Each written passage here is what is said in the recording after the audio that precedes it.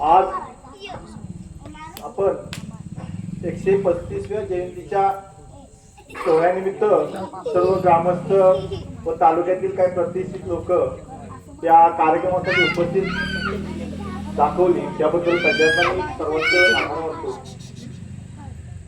बऱ्याच वेळा ग्रामीण भागामध्ये विचारांची देवाणघेवाण होत नाही, परंतु मला अशी जाणीव झाली की या आंबेडकर जयंतीच्या निमित्तानं प्रत्येकाला एक व्यासपीठ मिळतं आणि त्या व्यासपीठातून प्रत्येकजण आपापला विचार मांडत असतो। मला संविधान रॅलीच्या वेळेला एक असा अनुभव आला की बाबासाहेबांनी दिलेल्या अधिकारांचा लोकशाहीमध्ये किती पद्धतीने वापर होतोय।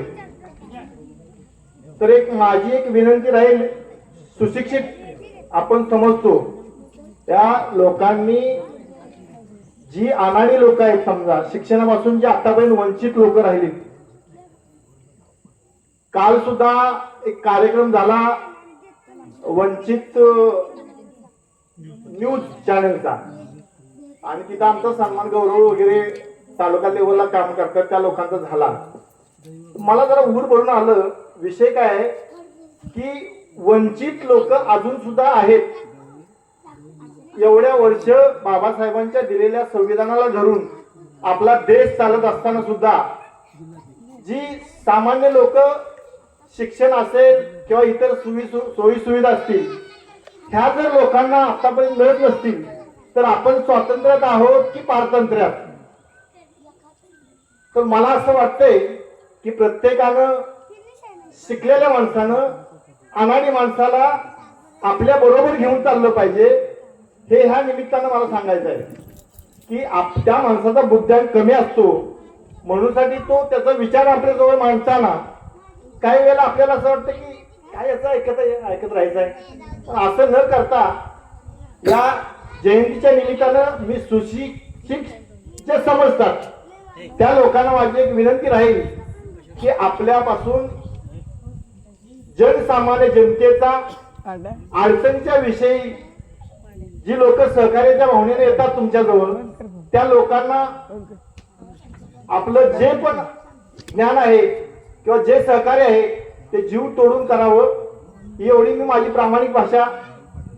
तुम्हाला वाईट वाटेल काय लोकांना, कारण परिस्थिती अशी आहे, मी बऱ्याच वेळेला कार्यालयीन कामानिमित्त असतोय, शिकलेली माणसं अनाडी माणसांना तू वेळ आहे का नाही ना, अनाडी जरी असला तरी त्याला समाजाचे जाण असते, तो चार माणसात फिरलेला असतोय पण त्याला हिणवतात। तर ही गोष्ट चुकीची आहे। तर या जयंतीच्या निमित्तानं मी जे सुशिक्षित आहेत आपल्या आजूबाजूला सगळीकडे त्यांना एक मी संदेश देतो की त्यांनी प्रत्येकानं एक आंबेडकरांना स्मरून की बाबा या व्यक्तीनं किती मोठा त्याग केलाय। हे आपला आता एवढा मी अभ्यास केलाय तेवढ्या पुरतं मला माहित आहे की त्यांनी स्वतःच्या कुटुंबाकडे सुद्धा दुर्लक्ष केलं। समाज घडवण्यासाठी, देश घडवण्यासाठी त्यांचं जे संविधान आहे त्या संविधानाचा किती वापर केला जातोय।